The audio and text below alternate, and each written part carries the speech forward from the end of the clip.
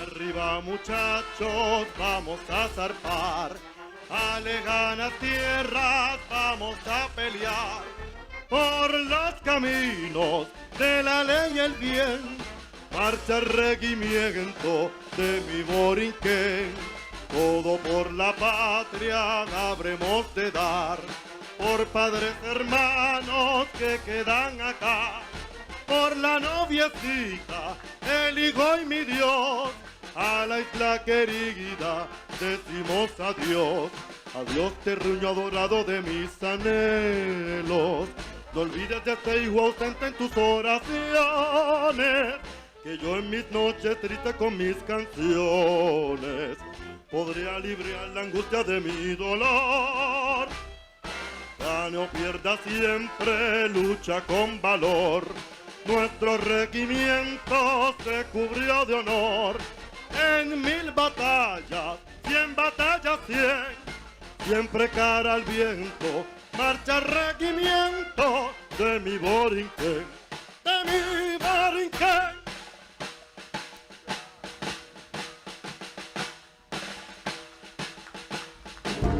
Dawn, Sunday, June 25th, 1950. Soldiers of the North Korean People's Army, aided by a barrage of artillery, crossed the 38th parallel. Escalating tensions between North and South were now plunging the Korean peninsula into all-out war. Within days, the South Korean capital of Seoul was captured. The invasion caught the United States off guard.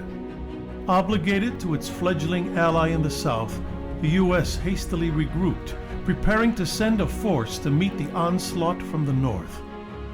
A shell of its World War II power, the U.S. military was met with early setbacks and driven to the extreme south of the peninsula, to the port of Pusan, where they would make a final stand and wait for reinforcements from home.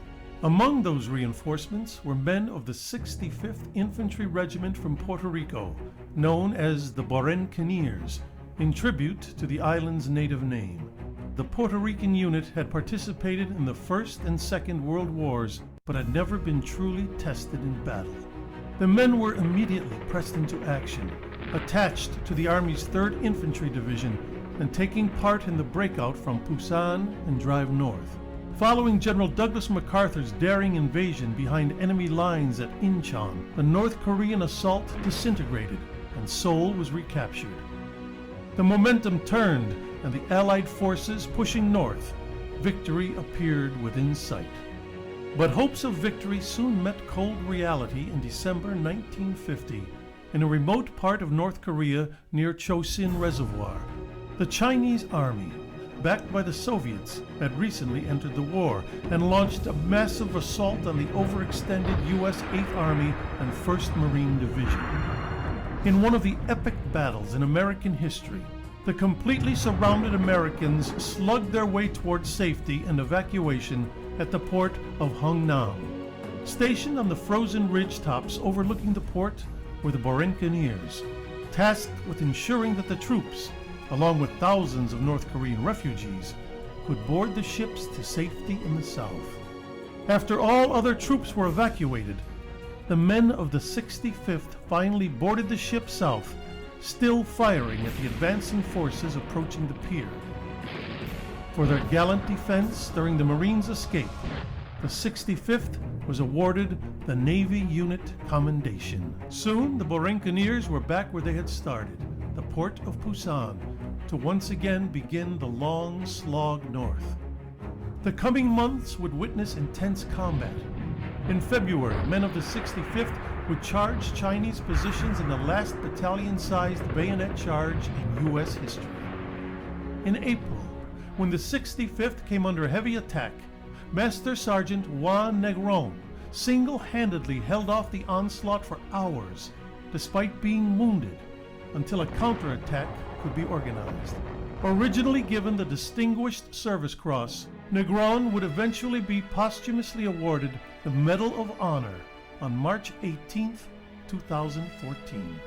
The 65th would continue to see combat throughout the Korean War, and after decades of honorable service, was desegregated in March 1953. Following the intense Battle of Outpost Harry, the men of the 65th returned home and the unit was deactivated.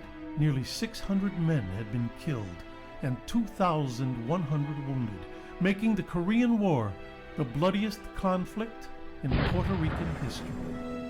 Like the legendary Tuskegee Airmen and Navajo Code Talkers, the Borinqueniers proved through countless acts of valor that Latin Americans were just as able as their fellow soldiers across the U.S. Army. Their legacy of service, most notably cemented on the battlefields of Korea, was finally recognized in 2014 when Congress voted and President Obama signed the law awarding them the Congressional Gold Medal.